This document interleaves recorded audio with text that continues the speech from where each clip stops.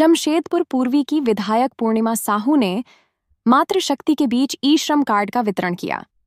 इस अवसर पर मीडिया से बातचीत में उन्होंने कहा कि केंद्र और राज्य सरकार की ओर से कई तरह की योजनाएं चलाई जाती हैं, जिन पर लाखों करोड़ों रुपये विज्ञापन पर खर्च होते हैं।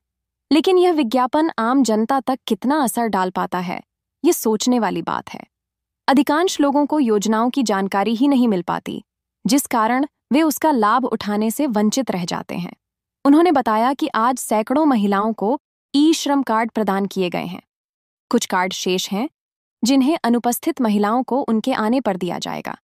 साथ ही महिलाओं को विभिन्न योजनाओं की जानकारी देकर जागरूक भी किया गया, ताकि वे आरण, स्किल डेवलपमेंट और अन्य सुविधाओं का लाभ उठा सकें।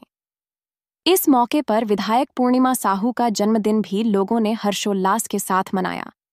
शुभकामनाएं देने वालों का तांता लगा रहा। जन्मदिन के मौके पर अपने संदेश में उन्होंने कहा, महिलाओं का लोग सम्मान करें। एक महिला किसी की पत्नी, किसी की बहन, किसी की बहू होती है। परिवार से ही महिलाओं को शक्ति मिलती है। इसलिए जरूरी है कि हर परिवार अपने घर की महिलाओं का सम्मान करे।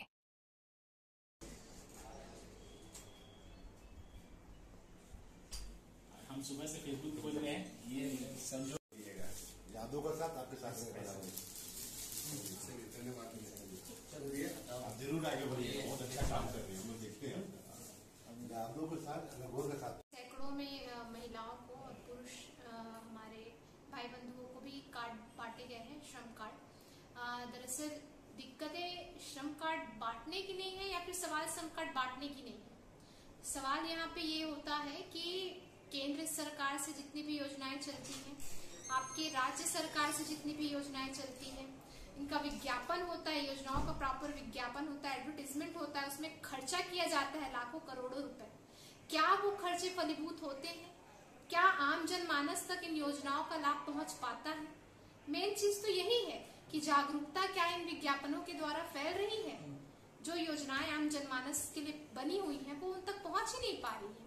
और यही मैंने देखा, जितने दिन का मेरा अभी कार्यकाल रहा है, 6-7 महीने हो रहे हैं, मैंने देखा कि आम जनमानस को तो छोटी छोटी चीजों का ही जानकारी नहीं है, उनमें जागरूकता ही नहीं है।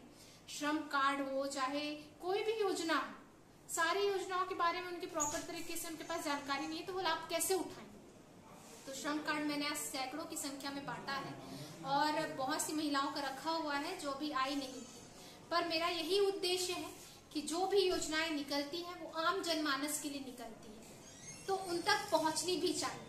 तो इसका बीड़ा मैंने उठाया कि कम से कम सरकार की जो योजनाएं हैं वो हम जनप्रतिनिधियों के माध्यम से उन तक पहुंच जाए, और उन तक पहुंचेगा तो उन्हें ही जरूरत है इस सभी चीजों की। ये योजनाएं उन्हीं के लिए ही बनी हुई है।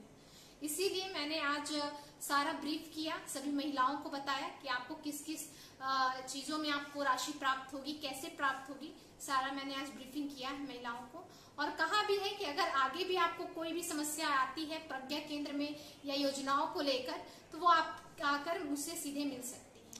ये बस्ती क्षेत्र में भी आप कैंप लगाएंगे? जी जी।